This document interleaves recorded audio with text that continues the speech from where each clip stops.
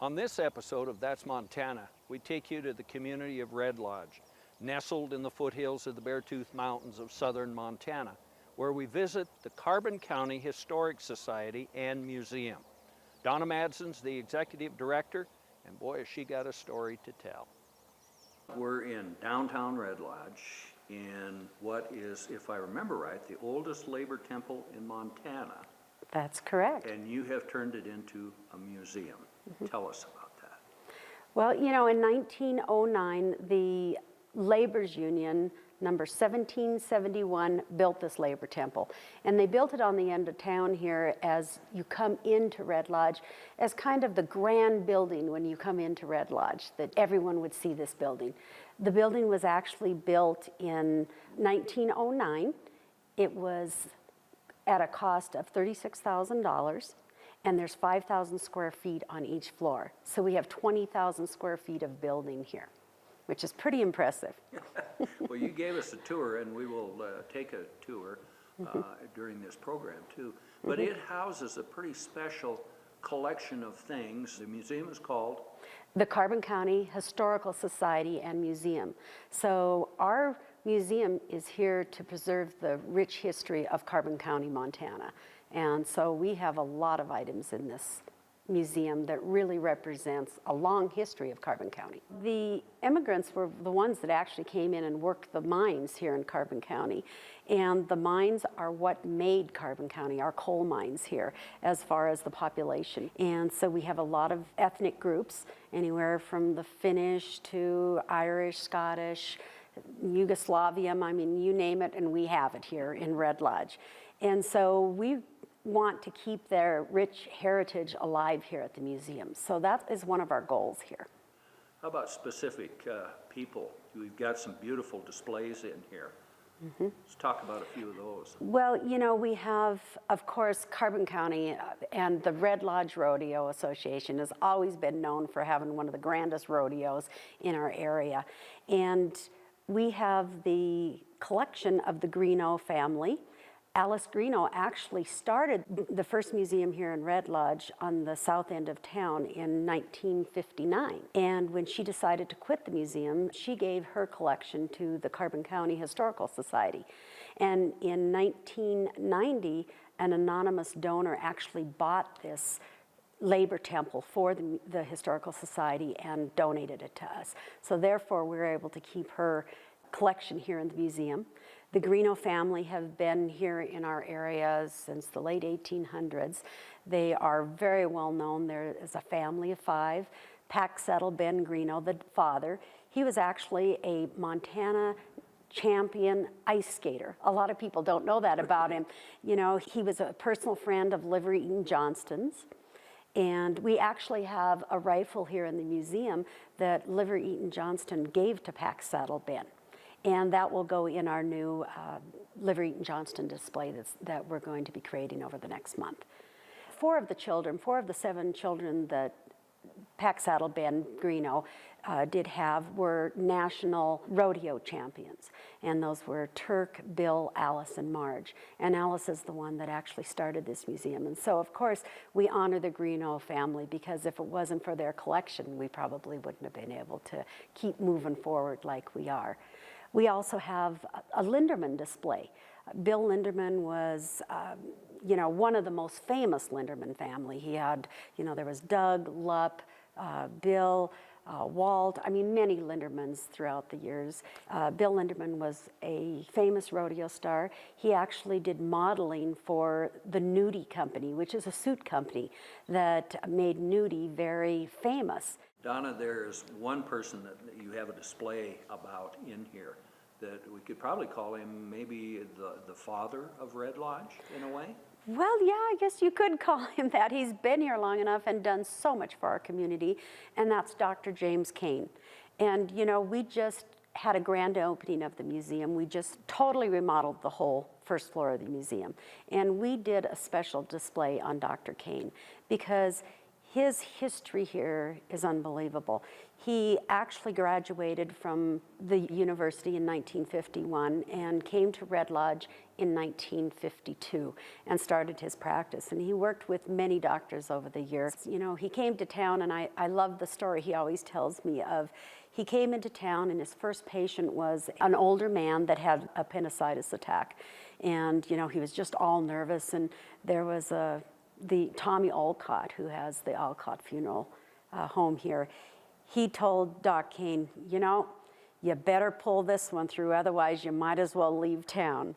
Well, as you can imagine, Doc Kane pulled this gentleman through the surgery, and he stayed here, and he's just been a pillar in our community. And what's really special about Dr. Kane, he gets involved with a lot of things. Of course, he's been involved with the hospital and still sits on the board of directors of our hospital here in Red Lodge. But he is always helping service communities here, and he's just been a pillar of our community. So, you know, and we decided that we wanted to do a display on Dr. Kane right now because he's actually still lives here. At this time, he's 88 years old. He'll be 89 this year. And, you know, you still can see him around town, and he's always willing to help everyone out. And we wanted to make sure that he knew right now how much we appreciate him and his contribution that he's given to our community and to Carbon County. Tell the story about him being invited to be a commencement speaker. Yeah, a few years ago, the superintendent in Roberts called Dr. Kane, and he said, you know, we'd like you to be the commencement speaker at our graduation, our high school graduation here in Roberts. Dr. Kane says, well, why would you want me to come down and be the commencement speaker? And the superintendent said, well, you know, I've got 11 kids in my class, and 10 of them you delivered. And the one that you didn't deliver is one that moved into the community after he was born. So, of course, Doc Kane went down and did the commencement and was very appreciative to be called. Gives a real sense of community. It does. And, you know, and that's what, you walk in any place and people will say, you know, well, I remembered when you did this, when you helped me out with this, or you treated me. Yesterday in the museum, Dr. Kane was in, because he comes in periodically, and someone walked up to him and just said, well, Dr. Kane, I don't know if you remembered me, but you did, you know, you helped me out with this, you know, many years ago. And people remember him because he's just a kind soul. When we come back, Donna takes us on a tour of the renovations they're doing to the building. Give us kind of a floor-by-floor look at the building, but let's start on the third floor. Oh, the third floor is my favorite floor. The third floor was actually a grand ballroom. It was a community gathering place when this Labor Temple opened back in 1909 and 1910. And the third floor housed some of the very few showers in this town. So it was used a lot, you know, by miners and different people all through the ages. But what we want to do with the third floor is turn that back into the grand meeting room, the grand ballroom that it was. And we will be able to do that very shortly, we're hoping, because we're now getting an elevator in so that we're ADA compliant. And what we want to do with that third floor is turn it back into an area where we can have a community gathering place here in Red Lodge again. That's what it started out to be, and that's where we want it to go. When we finish the grand ballroom, we'll be able to sit about 225 people in for sit-down dinners and about 500 in auditorium style. So we have envisions of weddings, proms, fundraisers for any of the community organizations in town, and just all kinds of things going on there. There was kind of another first, though, that happened on that third floor as far as having electricity in the community. Yes, well, you know, this building here was one of the first buildings that had electricity here in town. We had some of the only showers, we had electricity, and of course, being the miners union, that's what they did with the coal, was create electricity. And so Edison at that time had his generators here, and he actually when they put the generators here in the building, he wanted to make sure that these were working well. And so he actually made a trip here to Red Lodge to make sure that the generator was in working condition to his specifications. And so that's kind of a special story here. Great way to light up the community. Absolutely. Red Lodge was one of the first towns, that I believe, that had a lot of electricity in all of town because of our, excess, electricity that they were providing. Tell us about the second floor. Well, the second floor was actually housed by the union offices. It had a library, a meeting place. It had a saloon, a bar up there, saloon, bar, and a little kitchen. And so on this building, you'll notice that there are stairs that come in from outside on both the east and the north side of the building. And the reason for that was because there was a Finnish mercantile called the Kaleva Mercantile here on the main floor, and the miners could bypass the mercantile and go up and have their meetings, the library, they could have a drink, they could have their showers. We are planning on actually renovating the second floor, and I don't have the exact plans done yet, but in my mind, I see our ethnic groups being represented on the second floor.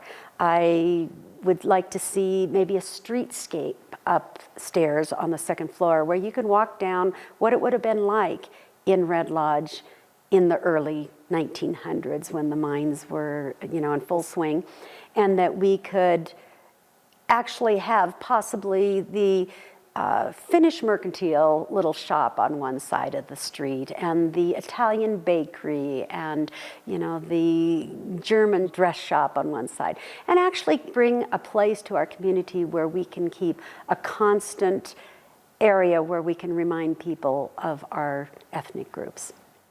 When we come back, Donna takes us to the basement of the museum and shows us an old mine.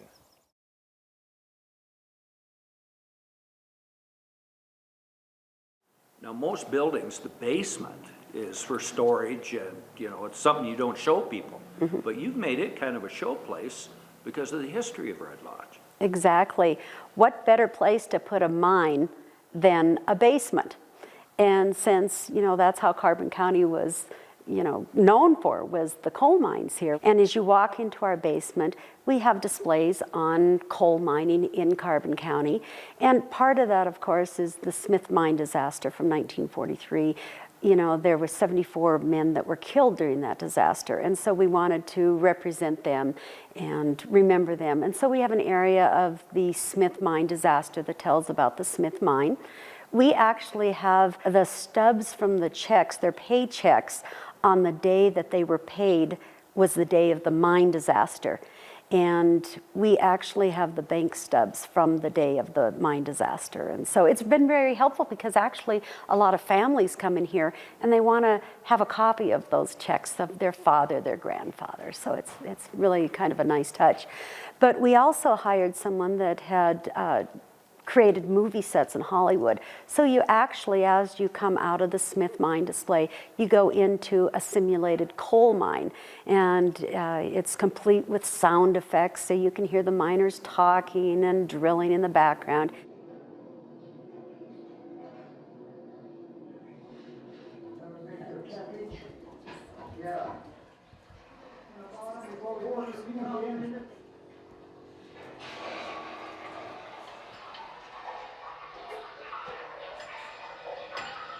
As you come out of the simulated coal mine, you walk into a hard rock mine, and that represents platinum and palladium mining, and the Stillwater mine over in the Nye area. We also have down there a display on the Burns Mine office. And it's kind of fun because when the Burns Mine, which was over on the other side of the county, they were tearing down their mine office, we were able to acquire the actual windows and doors from the actual mine. We also have a telegraph machine, a stove, and several other items down there. And so it's really a great display. People that come down into the basement, they always come up just with wonderful praises of how great the mine setting is. And one of the projects we just completed is a project with MSUB College of Technology, where they actually took all of the mine maps from the Red Lodge and into the Washoe area.